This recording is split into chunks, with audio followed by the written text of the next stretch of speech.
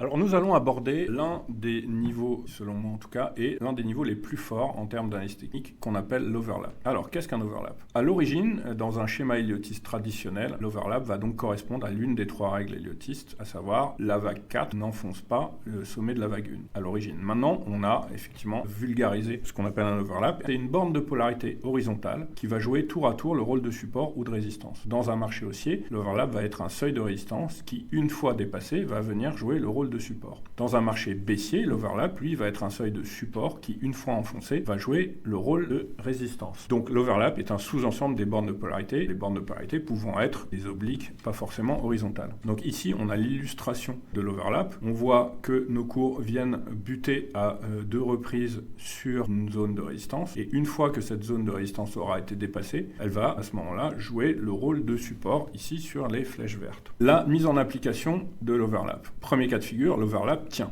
On va attendre la validation de l'overlap, c'est-à-dire le rebond sur le support ou la butée sur la résistance. Ici, on est en l'occurrence sur un rebond sur un support. On va se positionner à l'achat. On peut par exemple, si on est sur des produits de bourse, prendre un call ou un long pour bénéficier d'un effet de levier. On va placer son stop sous le niveau d'overlap. Alors là, faites très attention. Parfois, certains font l'erreur grossière de placer son stop sur l'overlap lui-même. Comme l'overlap sert de support, il est évident qu'il va être atteint, donc il faut placer son niveau de stop en dessous. Et sur un deuxième pullback éventuel, on peut effectivement se renforcer dans notre position haussière.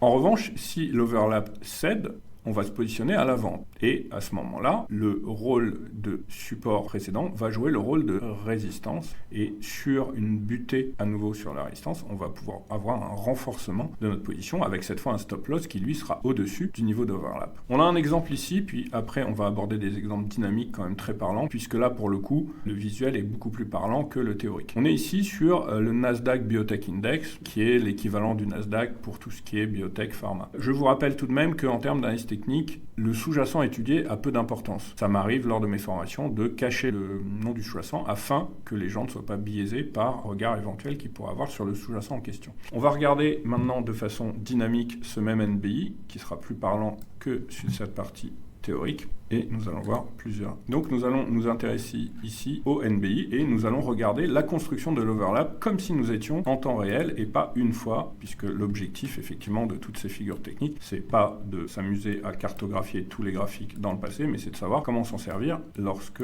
on veut mettre en place des stratégies d'investissement. Donc là, on est sur l'évolution des cours du NBI. On commence par identifier une zone de résistance importante sur laquelle les cours butent régulièrement sans réussir à s'en affranchir. Là, en fait, je suis en train de vous montrer comment envisager un overlap. Parce que les gens me disent après, oui, vous êtes gentil, mais comment je vais faire pour savoir, moi, que c'est un overlap? À chaque fois que vous allez avoir une zone de résistance, importante ou pas d'ailleurs, ayez le réflexe de tracer un horizontal dessus. Quand bien même, vous n'aurez qu'une seule butée sur cette zone. Lorsque cette zone sera dépassée, là, il va falloir observer l'évolution des cours. Si, évidemment, dans un premier cas de figure, les cours accélèrent à la hausse et ne reviennent jamais tester cette. Dans ce cas-là, pas grand-chose à faire. Si vous voyez que les cours reviennent sur la droite en question et se mettent à rebondir, à partir du premier rebond, comme on l'a ici, on va envisager d'être en présence d'un overlap. Par la suite, on va voir qu'à chaque fois que les cours reviennent sur ce niveau, ils vont s'appuyer sur cette ancienne résistance qui est devenue ici un niveau de support quand même majeur puisque à de très nombreuses reprises, pendant plusieurs années, le NBI aura rebondi régulièrement sur cette zone d'overlap. Qu'est-ce qui va se passer le jour où l'overlap, lui, va craquer? Alors là, quand même, on voit que 1, 2, 3, 4, 5 et encore là, on a 3-4 jours différents, 6, 7, 8, au moins 8 fois, les cours sont venus rebondir sur ce niveau. Lorsque l'overlap cède,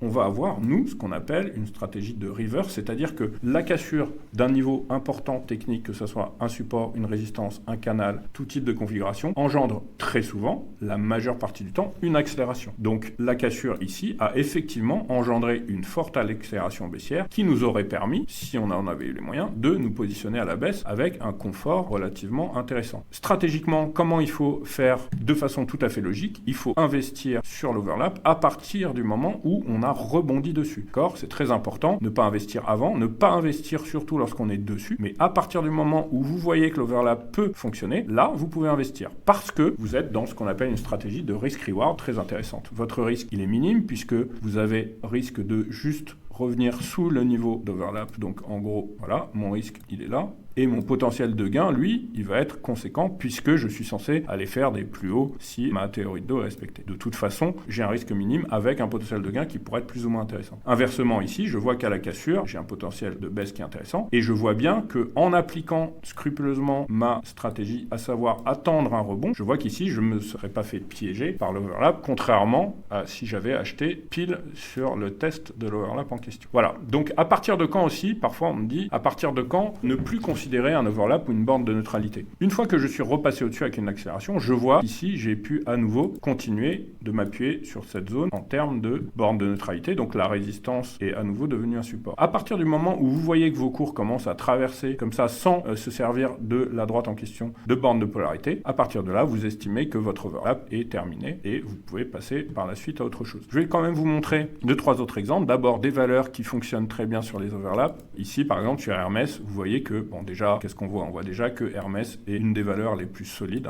françaises et pas que françaises. Lorsque vous regardez ce graphique, depuis les années 90-2000, vous n'avez pas l'impression d'avoir traversé des phases de crise très importantes, que ce soit la crise du dot-com ici, que ce soit même la crise du subprime ici, ou encore le vide un peu plus bas ici. On voit que Hermès fonctionne très bien sur des niveaux d'overlap. Vous voyez que finalement, ça finit par dessiner une forme d'escalier avec des marches d'escalier, où là, vous voyez qu'à chaque fois que vous avez une résistance, là, sur les flèches rouges, une fois dépassée, vous venez vous en servir de support sur les flèches vertes. Et on le voit à plusieurs reprises ici sur le graphique. De la même manière, sur une boîte comme Apple, vous avez exactement le même type de configuration. Là aussi, on voit qu'à part nécessairement sur la crise du dot-com, comme on est sur une valeur technologique, on voit que Apple est quand même une valeur très solide sur la durée et que les overlaps fonctionnent effectivement très bien également sur ce type de graphique. Pour terminer, je vous propose un petit exercice intéressant. On va regarder ici notre fameux CAC 40 et on va essayer de voir ensemble en dynamique.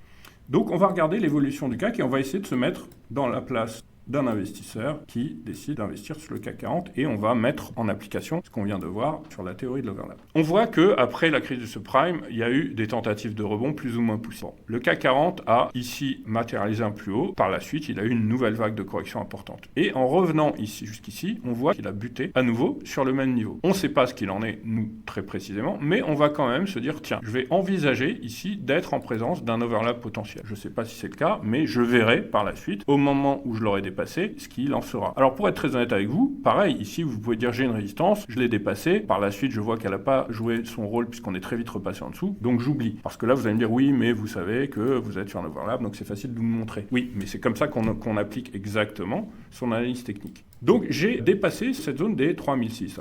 Une fois que je l'ai dépassé, je vois que dans un premier temps, ici, j'ai matérialisé un petit rebond, donc ce qu'on appelle pour l'instant un petit pullback, donc on ne va pas s'affoler tout de suite, mais quand même, on se dit, tiens, j'ai dépassé ma zone des 3006, je suis venu rebondir dessus, on verra, peut-être que c'est un hasard, peut-être que voilà, le rebond n'est pas assez suffisant puisqu'on n'est pas monté bien haut. Après, on va commencer à respecter la théorie de dos, donc on va faire des plus hauts de plus en plus haut, et je vois qu'à chaque fois que ma hausse commence à être corrigée, je vais venir m'appuyer sur cette zone d'overlap en termes de rebond une deuxième fois ici. Ici, je vois qu'à nouveau j'ai rebondi. Alors là, en revanche, si je veux être très strict en termes de stratégie, j'aurais acheté sur le rebond, comme je vous l'ai dit, sauf que là, j'aurais pas eu un directionnel qui aura été immédiat dans mon timing. Sauf que je respecte mon plan de trading, j'ai mis mon stop sous l'overlap. À partir du moment où je rebondis sur l'overlap, j'ai aucune raison de sortir de ma position. Par la suite, je vois à nouveau que les cours rebondissent. Et en fait, ce qui est intéressant, c'est que plus ma théorie de dos est respectée, plus je marque des plus hauts, plus la correction avant de revenir tester le overlap va être logiquement importante. Donc petit rebond, petite correction, nouveau plus haut, correction plus importante, etc., etc. Et là, pourquoi je vous dis ça? Parce que ici, après un nouveau plus haut et quand même une phase de consolidation plus marquée, parce que déjà plus violente, parce qu'on revient de plus haut, mais également parce qu'on le voit dans la configuration de la baisse, où contrairement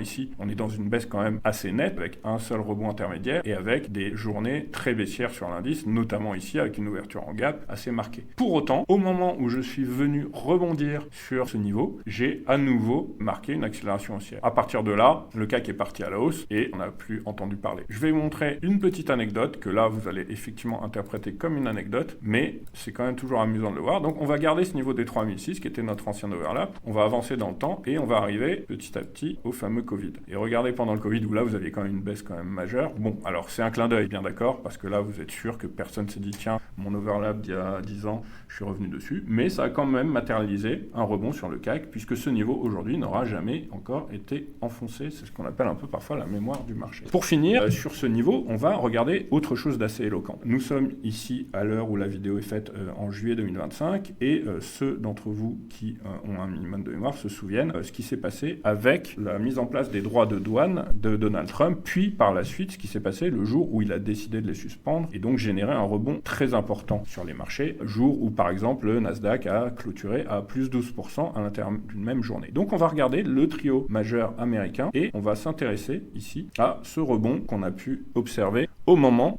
justement de la décision de Donald Trump de suspendre les droits de douane pour une durée encore pour l'instant indéterminée. Et là, je suis sur mon S&P, donc l'indice le plus représentatif du marché américain, puisqu'il englobe 500 des plus grosses valeurs américaines, y compris à la fois l'industrie du Dow Jones et la technologie du Nasdaq. Donc ici, on voit à cet endroit que les cours ont rebondi de façon très nette. C'était effectivement le moment où Donald Trump a suspendu les droits de douane, avant une baisse majeure. À quoi correspond ce niveau-là? Il correspond à mon dernier overlap. Alors mon dernier overlap, c'est quoi? C'est la zone de résistance majeure du dernier mouvement haussier, d'accord? Précédent. Il est, parce que certains pourraient me dire, mais pourquoi ton overlap n'est pas là? Parce que, tout simplement, parce que je ne suis pas passé encore au-dessus de ce niveau. Donc la dernière résistance importante, elle se situait ici. Donc on voit bien que cette zone de résistance-là est venue jouer le rôle de support de façon très nette sur le fameux rebond qui a eu lieu suite à la décision de Donald Trump. On va regarder maintenant le Dow Jones et on va voir sur le Dow Jones de la même façon que ici, le rebond majeur qui a eu lieu sur le Dow Jones aura eu lieu sur le niveau d'overlap qui avait arrêté les cours du marché, exactement comme sur la S&P. On va regarder maintenant le Nasdaq pour terminer et on va voir que sur ces trois indices américains majeurs, qui sont les trois indices les plus représentatifs du marché, on voit que tous les rebonds qui ont eu lieu le jour de